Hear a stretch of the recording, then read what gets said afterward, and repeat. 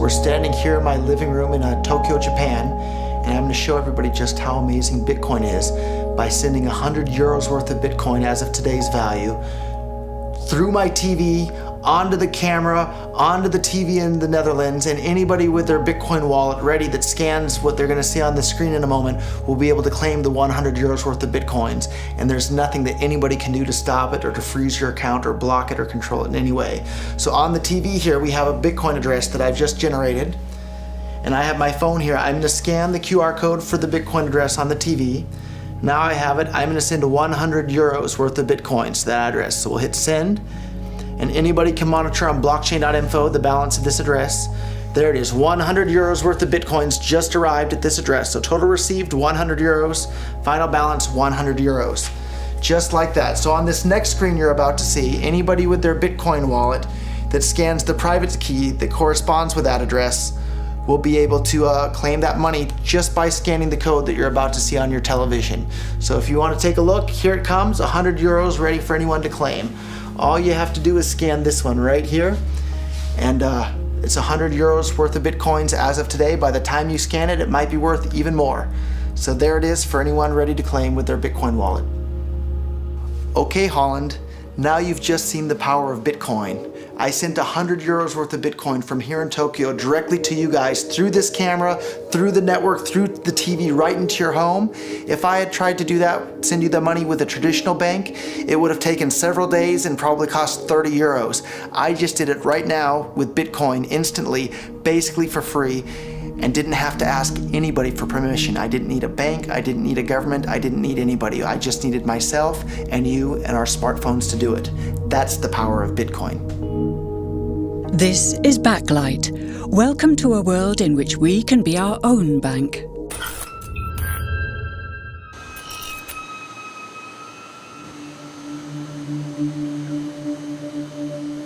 We take it for granted that money creation is controlled by governments and banks.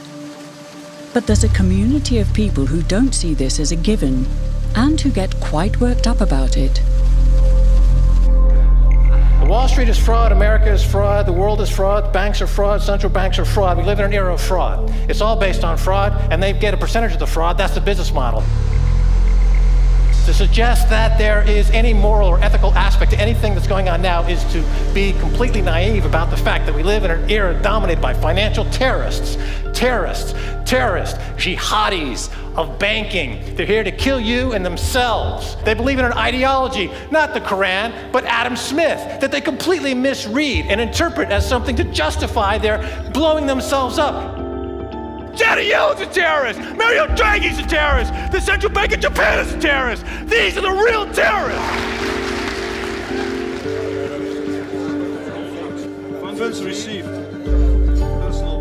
This community is switching to what they think is a better monetary system. A system in which banks are no longer needed because payments could be made directly from one person to another. In a system of debt, one of the two parties is always the slave. And that is the architecture of money we live in. That is the architecture of money we use in our civilization. An architecture of money where you have no control. An architecture of money where every interaction is mediated by a third party that has absolute control over that money. Bitcoin is fundamentally different because in Bitcoin, you don't owe anyone anything and no one owes you anything. It is not a system based on debt. It is a system based on ownership. And no one can censor it, no one can seize it, no one can freeze it. And what they will tell you is that they're worried. They're very worried. They're worried that criminals will use Bitcoin. But the truth is that they're far more terrified than all of the rest of us will. Thank you. Bitcoin, the cryptocurrency that was mostly known as a convenient tool for criminals, has suddenly become an important topic at conferences on financial innovation all over the world. Proponents speak passionately of a digital miracle that can save the world from financial ruin. The Bitcoin story starts off like a gospel revelation. It's November the 2nd, 2008, just 6 weeks after the Lehman Brothers collapse, and all over the world there are panicked debates about how to save the banks. Then, on a little visited web forum for cryptographers, a document appears in which a completely new monetary system is proposed. The visionary author calls himself Satoshi Nakamoto. First time I heard about it, I was at lunch with a buddy in Texas, and he said, man, there's this crazy new money. And so we talked about it over lunch, and then I went home and I said, man, I wanna see if I can buy some. At first, I wanted to buy some. I emailed a friend of mine. I think I probably saw the white paper in some web forum or something.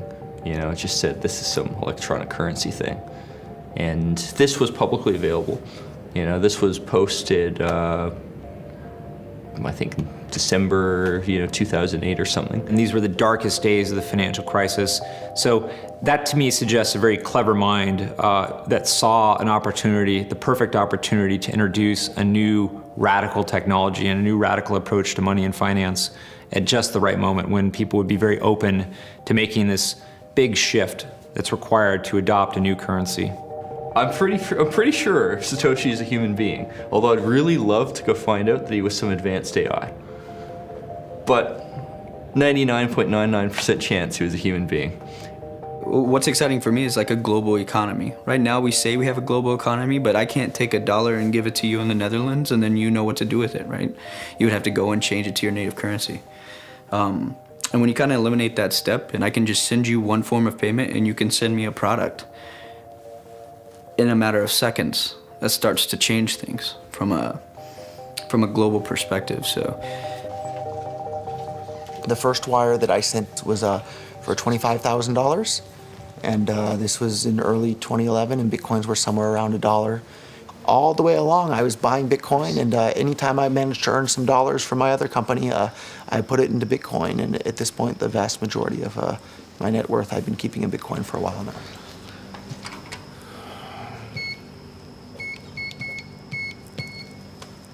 I'm glad you didn't get the parking pin. The car is actually like the perfect color for Bitcoin. It's like the Bitcoin orange. So we wanted to order some like Bitcoin decals and put like Bitcoin logos around the car and then drive it around Tokyo to help advertise Bitcoin. But still never got around to doing that. Maybe someday. Roger Fear is the CEO of MemoryDealers.com, selling second-hand computer equipment. But for a couple of years now, he's been known as the Bitcoin Jesus.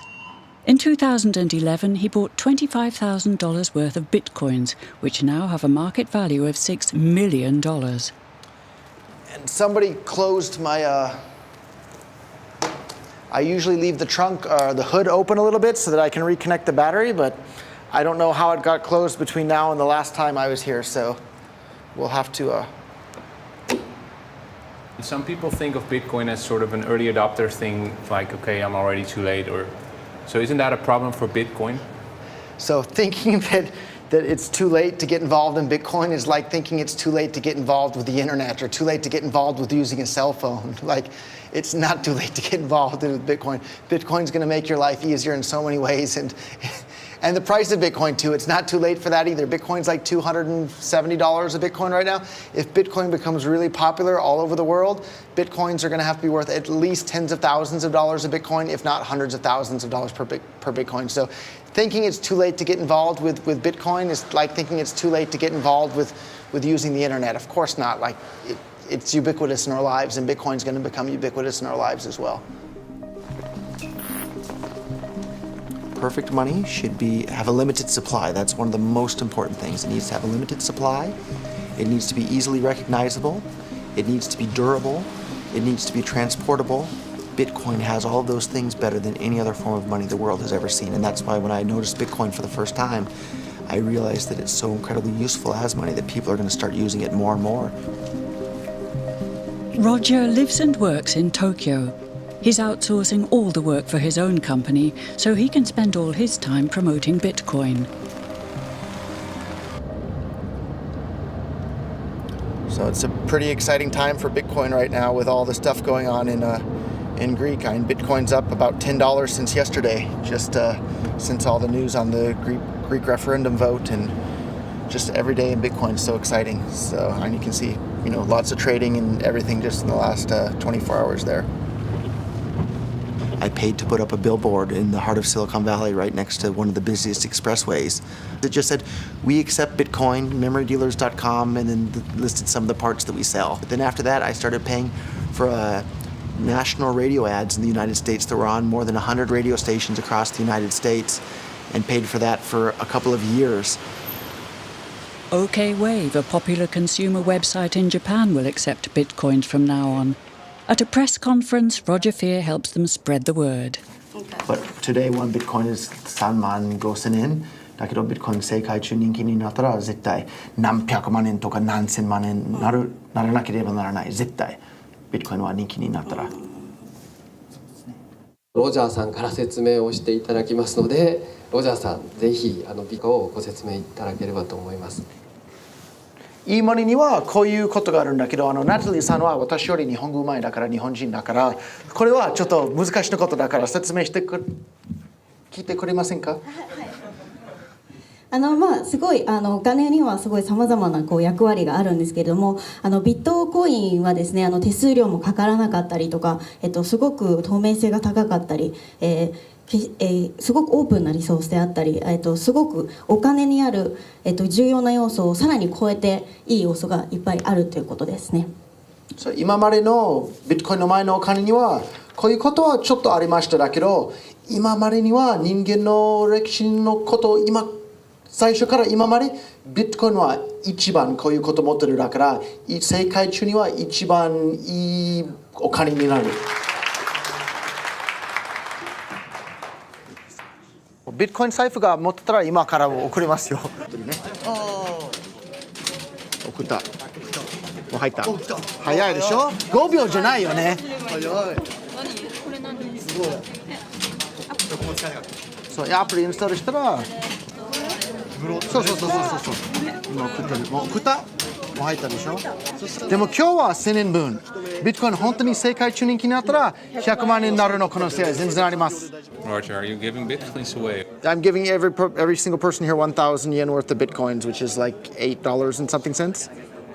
So, 今、もう入った。Sorry, refresh button. もう入った。OK. I've given away thousands of whole bitcoins to just various people on Facebook that would post their Bitcoin address. And this was back when bitcoins were a couple of dollars each, so I'm sure those people are pretty happy at this point. How could this digital coin invented by this Satoshi Nakamoto become hundreds of times more valuable than the dollar? And why do enthusiasts like Roger Fear want the world to switch to bitcoins? To understand this, we need to look at how new bitcoins are created, a complex process called mining. Promotional videos make it look as if everyone can just mine bitcoins.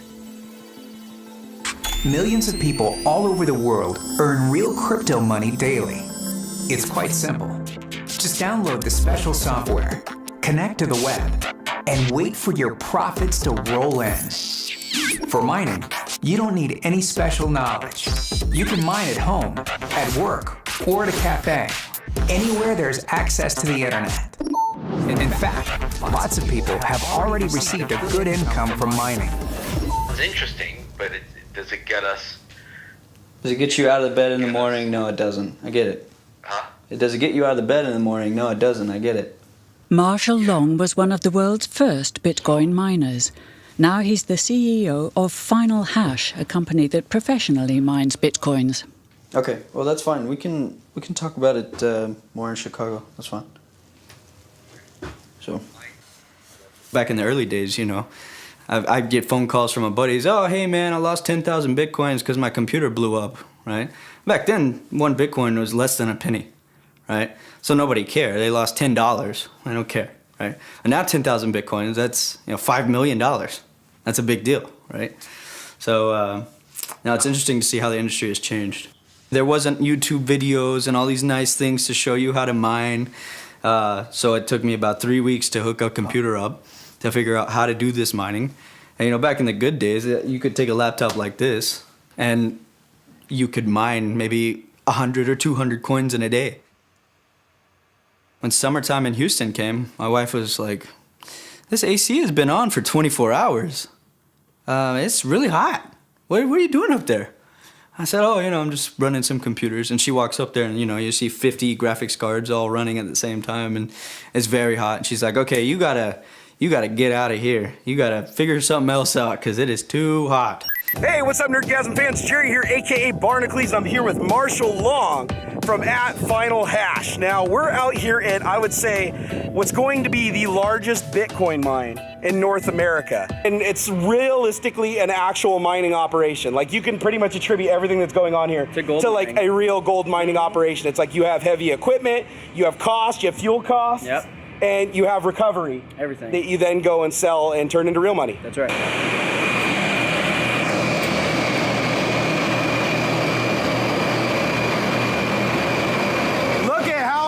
Machines are in here.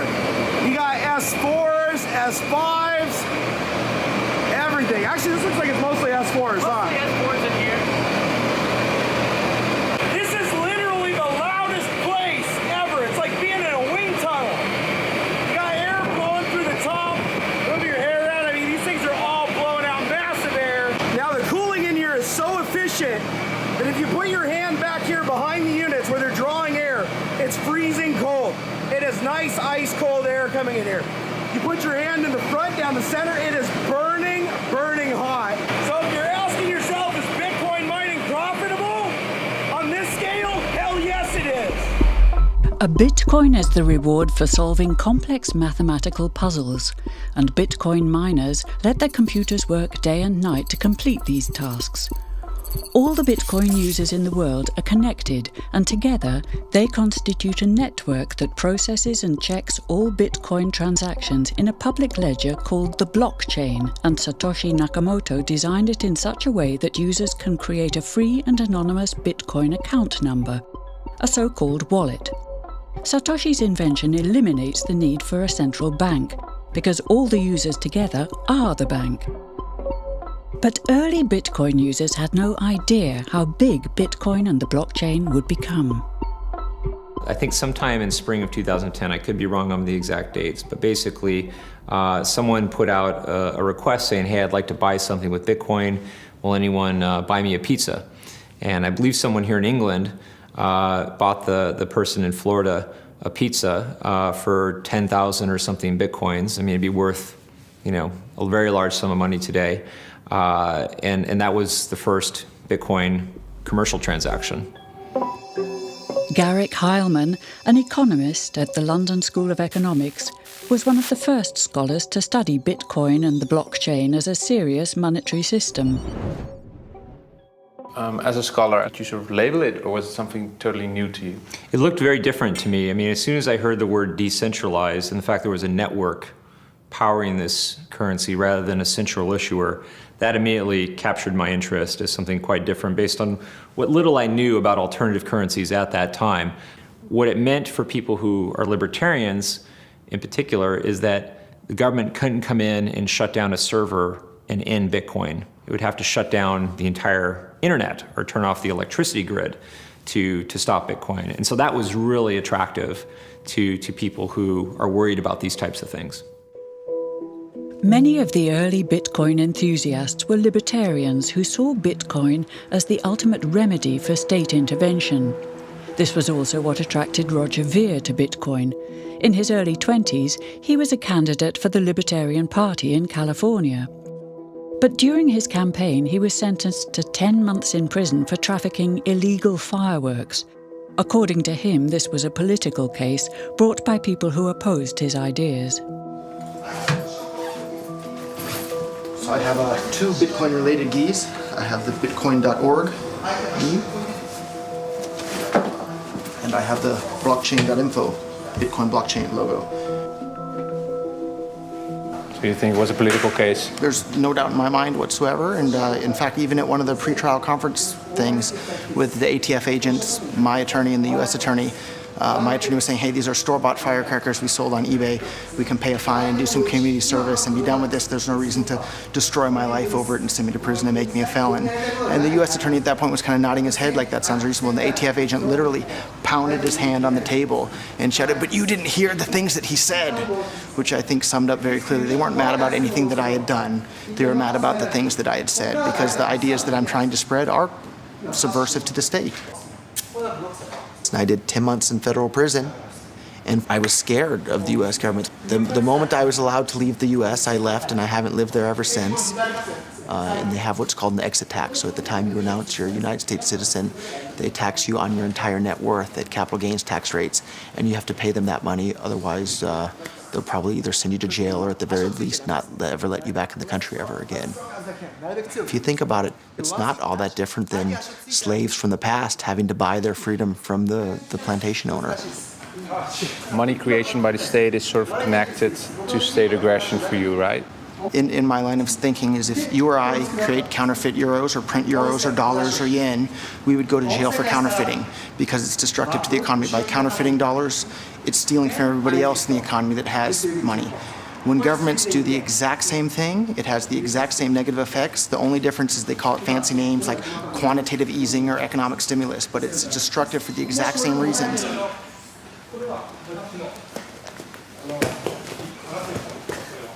My hobby growing up and in high school and since has been studying economics. And the more you study economics, the more you realize that all these government interventions in the economy prevent the world from becoming as wealthy and prosperous as it otherwise would become. And suddenly now we have this tool that separates money from state. Like everybody today thinks that separating church and state, yeah, of course they should be separated. But a couple hundred years ago, it was, heresy to say that church and state should be separated. And today it sounds maybe a little bit crazy to say that money and state should be separate. But I think in another decade or two, people are going to think, oh, what the heck were we thinking, letting governments be in charge of money? That caused so many problems and so many misallocations of resources around the world. Of course, Bitcoin is better. Okay. Thank you. Why is the government's and banks' monopoly on money creation seen as undesirable? In his white paper, Satoshi Nakamoto didn't express his opinion on this. But it does seem that he wanted bitcoins to appreciate rather than depreciate, unlike money. He programmed Bitcoin in such a way that there's a maximum of 21 million bitcoins to be mined. Bitcoins weren't meant to resemble money, but gold. In November 2013, this dream became reality when 1 Bitcoin was worth an ounce of gold. The Bitcoin code itself has never been hacked, but in 2014, the customer data of Mt. Gox, an online exchange office, was stolen by hackers, causing the Bitcoin exchange rate to plummet.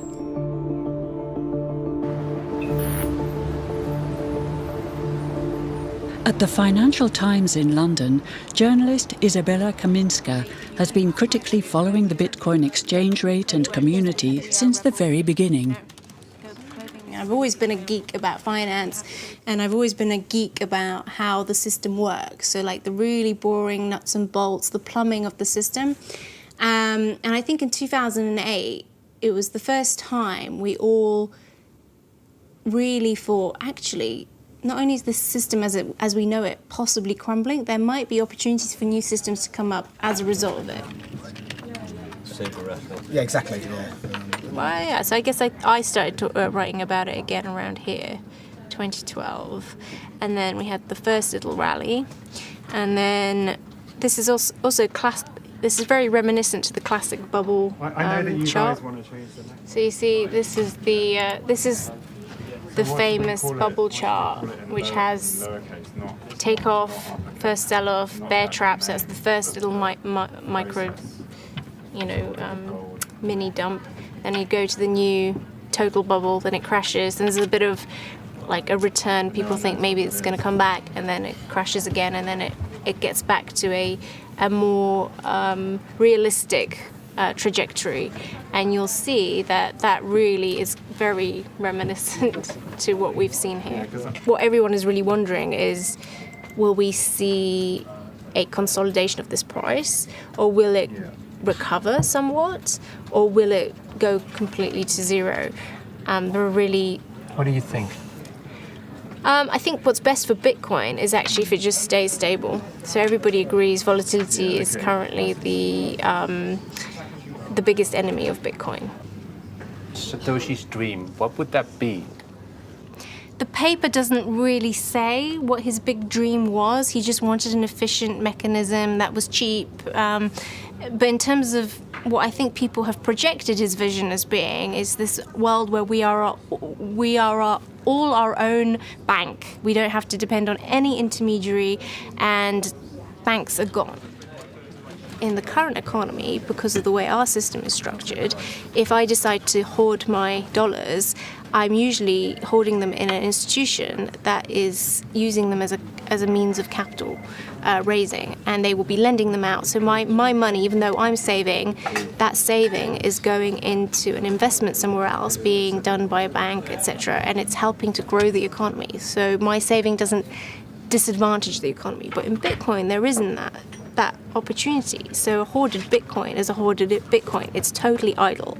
It has no interest, it has no yield. It is simply sitting there doing nothing. And yet the person who holds on to it thinks they have a right to future income flow as if they had been investing. When the line was flat, people like massively bought in or mined Bitcoins, and they are now like multi-millionaire, billionaires. They're the new 1%. They're the 1% of the Bitcoin economy, which again goes against the whole democratization side of the argument, because really you're not democratizing the economy. You're just transferring the power from the existing elite to a new elite.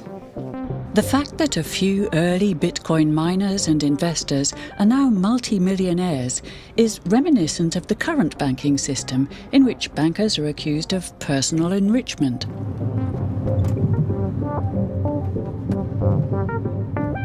So I got this degree in international development, and I was with my dog on this hill, and I was like, yeah, what could I do? I could go try and work, and say East Africa. I could try to go and explore economies there and see what's happening. I could try all these things, and then I was like, why don't I just try and break into the financial sector in London? That would actually be really, really fascinating. That'd be really amazing. And then once I had that thought, I just became obsessed with this idea. Brett Scott is the author of the book Hacking the Future of Money, about reforming the financial sector. To immerse himself in the system he criticised, he worked for 2 years as a broker in the City of London. We're now in the city. We just passed the border dragon. Those dragons mark the boundaries of the City of London. So it's the financial district. Cut off all my hair, I bought my first suit. Interestingly enough, I had 2 interviews with Lehman Brothers, literally weeks before they went bust. And I remember being up in the sort of like 35th floor or something, and the guy was like, oh no, everything's fine, you know. Don't believe the stories you see in the press about us. And then they went under. If you created an entire society that was reliant on Bitcoin, yeah, you'd have massive problems of inequality. But it's very important in that it forms a kind of counterpower to the existing bank payment system. So while I can critique Bitcoin as much as you want, I'm always aware that the existing bank system is highly flawed, and I like the fact that this exists as an alternative. What's happening right now in a lot of the banking scene is this move towards it's called a cashless society. But if you think about what that actually means, it means every single payment that you undertake has to go via a commercial bank. Now, that means every single transaction you ever do will be monitored and recorded in a database somewhere. It means you'll always be giving fees to various credit card companies and so on. So there's potential for huge amounts of surveillance. There's all sorts of problems that come with a cashless society. In that world, something like Bitcoin, which is an electronic version of cash, or electronic form of, an electronic equivalent to cash, becomes quite important. It's St. Paul's Cathedral across there, which is where the Occupy movement set up camp in London, and they were there for a long time. They tried to occupy the London Stock Exchange, but weren't able to get in, so they chose St. Paul's instead. You think of Bitcoin and the whole movement being as a sort of better form of Occupy? It's a different form of Occupy.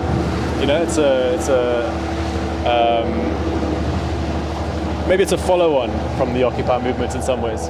Bitcoin, as a form of protest against the current banking system, is propagated in the Netherlands by 3 Bitcoin enthusiasts who have created an app called Bitkassa and who are now trying to convince all retailers in Arnhem to accept Bitcoins. Als ik nu mensen spreek over hoe Bitcoin werkt, dan kijken ze in eerste instantie soms vreemd op van, goh, werkt dat zo en wat bijzonder en apart. Maar diezelfde mensen weten ook helemaal niks van hoe het huidige systeem eigenlijk in elkaar steekt. En dat is echt ook bijna niet te geloven eigenlijk. Nee. Hoe dat Mensen willen het ook. Je merkt vaak dat het stuit op weerstand of gewoon ontkennen. Van het kan niet dat daar een klein clubje bedrijven is die al het geld maken. En dat wij niet alleen als individuen, maar ook als bedrijven en zelfs als overheid, dat bij die banken moeten lenen. Terwijl die banken dat letterlijk uit het niets maken. Dus ja, dat vind ik super scheef. Nou, we zien hier de plattegrond van Arnhem. Dit is een beetje het centrum van de stad. We hebben hier het modekwartier. En je ziet dat de bitcoin-acceptanten zitten verspreid. Maar met name in het centrum hebben we een enorme grote hoeveelheid bitcoin-acceptanten. Kun je zonder euro's gewoon een week een leuke tijd hebben in Arnhem? Dan vermaak je je uitermate goed, ja. Je kan overnachten, je hebt vrije tijdsbesteding. Je kan het wijnmuseum bijvoorbeeld, en bowlen. Ja, er zijn al verschillende toeristen geweest, eigenlijk Bitcoin-toeristen, die speciaal naar Arnhem zijn gekomen omdat we hier iets hebben opgezet waarmee je gewoon met gemak een weekend een hele leuke tijd kan hebben en alleen maar Bitcoins kan uitgeven. Hoe is het verder? Loopt nog niet echt storm met de betalingen, geloof ik? Nee, dat valt wel mee. Er zijn wel enkele mensen geweest die hebben betaald met de Bitcoin. Ja, maar kan wel wat meer, geloof ik. Altijd. Ja. Eigenlijk liever wat meer als met pinautomaat, maar ja, dat is afwachten allemaal. Hè. Weet je, iedereen is verkikkerd op die pinautomaat of dat pinpasje. Maar iedereen die loopt met een smartphone. En als je die banken dan neemt, die nemen gewoon te veel geld voor alles. Dus je moet die pinautomaat huren of kopen. Je moet bundels kopen. En dan de stortingen moet je betalen. Al die dingen, als je dat allemaal bij elkaar optelt, dat kost gewoon te veel geld. En u als ondernemer krijgt dus bitcoins. Ja. Maar u krijgt via Bitkassa-systeem krijgt u euro's uitbetaald. Ja. En wanneer zou u ervoor kiezen, denkt u, om die bitcoins te houden en te zeggen, ik hoef ze niet omgewisseld te hebben in euro's, ik hou ze wel als bitcoins? Als het echt daadwerkelijk omslaat. Dus dat je ook echt in de gaten krijgt van jongens, nou gaat er echt een sneeuwbal rollen, dus dat die meer wordt. En dan ben je eigenlijk van nou gaat het lukken en dan gaan we gewoon verder. Dan ga ik gewoon verder. Deze studenten hebben van de hand allemaal bitcoins gekregen en vanavond gaan we die uitdelen. Ja? Nou, ik verstuur nu die bitcoins en dan zou het bij jullie allemaal tegelijk moeten binnenkomen.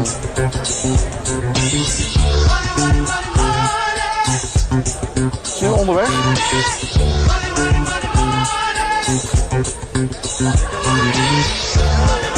Binnen? 12,79.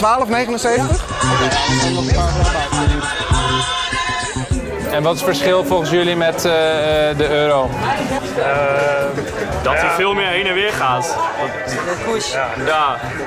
Je weet eigenlijk niet echt wat je hebt, in principe. Want zoals nu hadden we 12,69 en nu hebben we weer 12,72. Beside the ease of use, the Arnhem students have also noticed a less pleasant quality to bitcoins: the fluctuating exchange rate compared to other currencies, which could make a beer a couple of cents cheaper or more expensive between ordering and serving.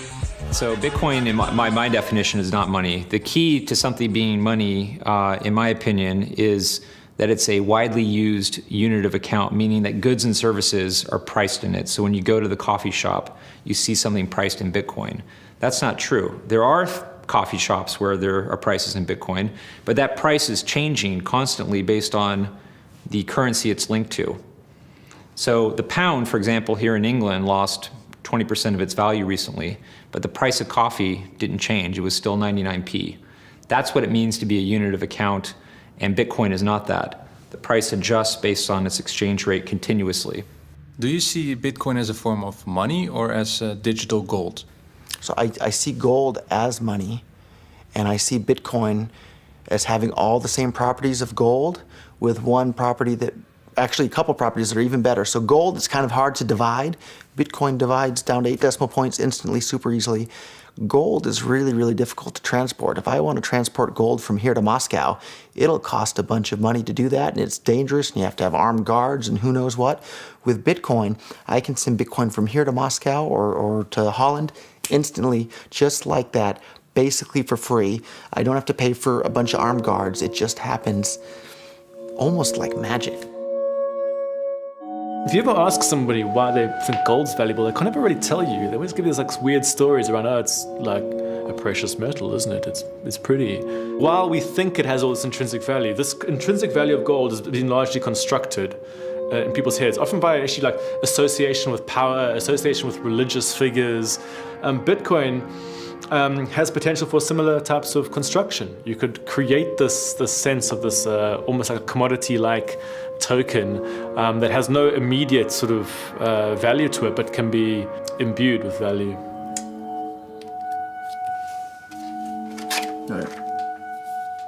As more people start to mine, they become harder and harder to find.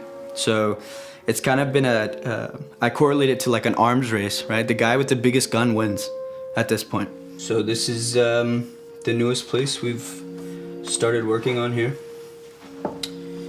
This is a place in the mountains in China.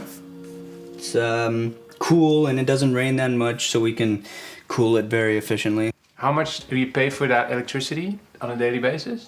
All in, all of my mines together, we're probably paying about $100,000, maybe a little bit more. A day? Yeah. You're paying $100,000. I'm sorry, that's per month. I'm sorry. Oh, okay. But Bitcoin in general, all myself and all my colleagues combined, it's about $1 million a day in power. In power consumption. Yeah. And you guys generate what worth of coins? We're generating. Of course, it depends on the price, right? Mm-hmm. But current market price. Right. So we'll just say for $250. We'll just put the price at $250 for easy numbers. You're finding roughly around 25 Bitcoins every 10 minutes. So you just take that and times it by an hour. So you're finding around 150 Bitcoins an hour. Take that times 24 and then you do that times 250. Do some back of that. So we're making about $900,000 per day. So a lot of people ask, how is that possible? And the reality is a lot of the Chinese guys, they are mining at a negative profit. One of my friends in Beijing, I met him last month. I met him up again and I asked him, last time I checked, man, your power was pretty expensive. Why are you still mining? And his only words were, I can't stop. So what do you mean you can't stop? You're losing money. He's like, well, I can't. I have all these, pieces of equipment and I just can't stop. It's gold fever, right? That's right. And it's interesting because a lot of my colleagues don't see it as a business subconsciously, right? They kind of get addicted to it and kind of get crazy about it.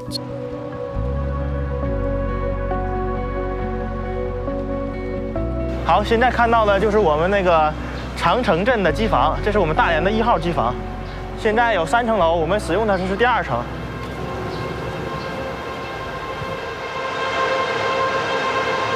我们每天的产币量，像这种规模的产币量，大概是在20到25个币之间，大概有3000台左右。那员工大多数的时候，只要在工作时间都是住在这儿的。员工的收入在国内传统的行业来比，同样的职位的话，他们的收入应该是偏高的。这是我们员工的休息的地方，员工的生活很简单。基本上是很枯燥的，大多数时间除了看管机器，那可能就是睡觉、看看书、看看手机这样。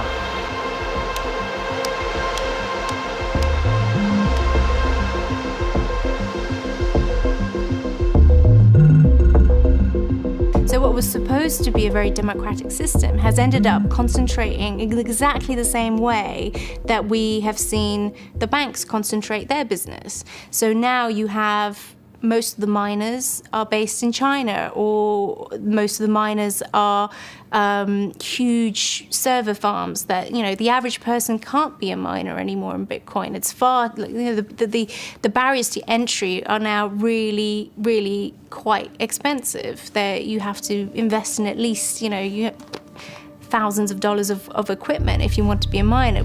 And a lot of people who got into the first year of Bitcoin actually had mental breakdowns.